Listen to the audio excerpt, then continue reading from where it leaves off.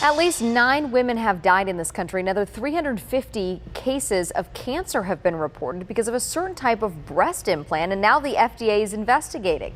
Joining us to talk about what women should know if they have the implants or are considering them is cosmetic dermatologist Dr. Sabrina Fabi. Dr. Fabi, thanks for being here. Thanks for having me, Jen. All right, so let's first talk about the FDA's findings. These 9 deaths, 350 cases of a lymphoma type of cancer. This is a serious deal. This is so serious because it's one of the most popular cosmetic procedures.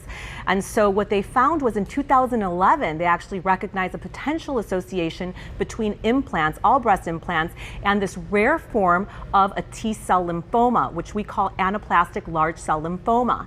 And then most recently, just yesterday, they actually updated this, and now there is a true association, which they call breast implant associated large cell lymphoma. Wow, and as we look at some of these the videos of the different implants, from what I understood reading the FDA's report, that they're specifically investigating textured implants. And can you explain the difference between that and like a saline versus silicone? Right, and so saline or silicone are actually what makes up the implant, what's inside the implant.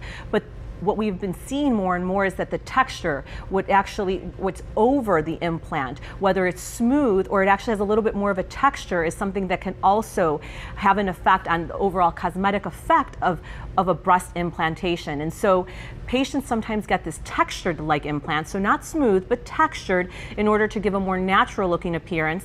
And that's what sometimes they claim that these implants can do. And this particular type of implant has been linked to this type of large cell lymphoma versus the smooth gel type of implant. So in your job, you do certainly this procedure several times. What would you tell women, firstly, if they've had this before and they have, let's say, a textured implant and they're watching? I'm sure they're probably concerned, or if they're considering implants. Right, so presently, as a derm, I don't get to do this procedure, but I treat a lot of women who get scars after doing this procedure, or sometimes who get revisions for this procedure.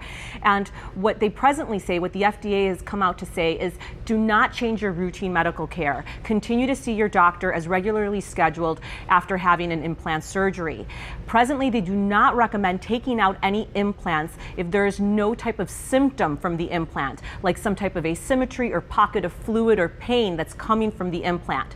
When they have located this type of T-cell lymphoma, it has been in patients typically who are going in for a revision from their breast implant because a pocket of fluid has accumulated in the area that once had the implant. And so those are the patients that are most at risk. And so if you're not having symptoms, right now the FDA is not telling patients to go out and remove their implants, but you should know about it, and you should discuss the possible risk of a textured implant versus a smooth one when deciding to get an augmentation. Yeah, and they did say too that if once the implant was removed, most women were treated and cured of the cancer. Dr. Fabi, thanks for being here on this very important topic. Thanks for having me, Jen.